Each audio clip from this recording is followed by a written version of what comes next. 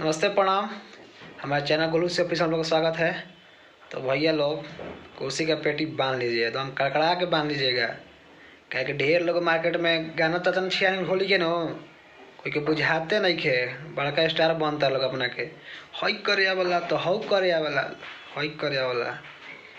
आज बॉस के पहला झलक आवता होली के। आज शाम को चलिए वेट नहीं कराएंगे, बोल दे रहे हैं। आज शाम को भैया का पोस्टर आ रहा है, होली पोस्टर।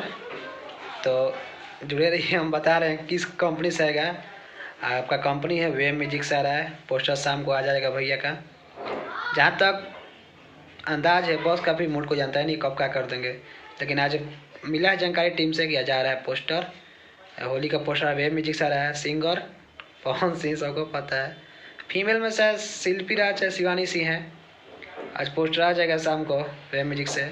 आप लोग एकदम आएगा तो कड़कड़ा का शेयर कीजिएगा, मेरे वीडियो को शेयर कीजिए, प्यार दीजिए, दुलार दीजिए। जय हिंद, जय भोजपुरी। सब्सक्राइब कर लीजिए।